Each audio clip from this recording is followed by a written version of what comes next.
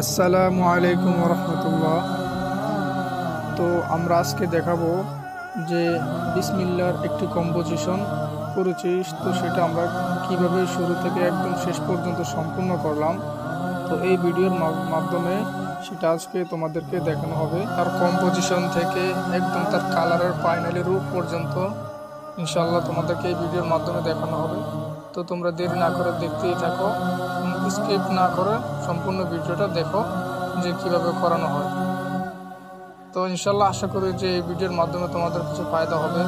যারা নতুন শেখার আগ্রহ আছে তারাও ভিডিওর মাধ্যমে কিছু ধারণা নিতে পারবে যে কিভাবে একটি কম্পোজিশন তৈরি করতে হয়, এবং তার ব্যাকগ্রাউন্ড কালার এবং লেখার শ্যাডো এবং তার মূল কালার সম্বন্ধে ইনশাল্লাহ এই ভিডিওর মাধ্যমে তোমাদের কিছু না কিছু হলেও তো তোমাদের ইনশাল্লাহ ফায়দা হবে আশা করা যায়। তো তোমরা দেখতেই থাকো।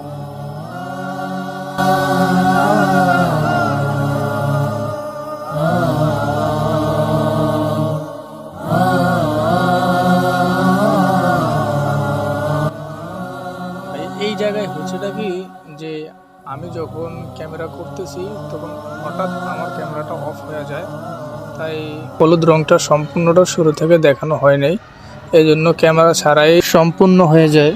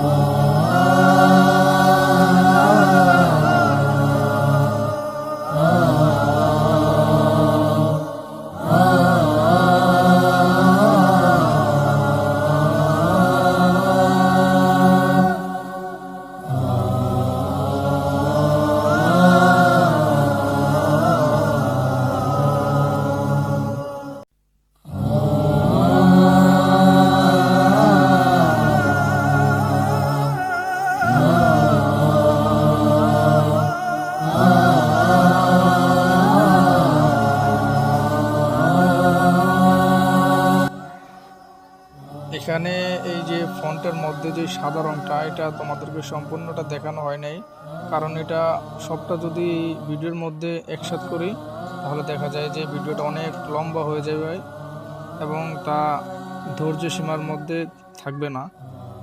এই জন্যে তোমাদেরকে জাস্ট একটা ধারণা দিলাম যে ব্রাশ দিয়ে এইভাবে হালকা করে টান দিয়ে পুরোটাকে আগে একবার করে নেবে, করে নেওয়ার পর তুলি দিয়ে শ্যাডোগুলো দিয়ে দিবে, বাকি কাজ দেখতে থাকো আস্তে আস্তে। কারণ সম্পূর্ণটা এই জন্য আনে নাই যে কারণ সম্পূর্ণটা যদি একসাথে করতে যাই তাহলে ভিডিওটা অনেক দীর্ঘ হয়ে যাইবে, আর দীর্ঘ ভিডিও তো মানুষের ধৈর্যের বাহিরে থাকে।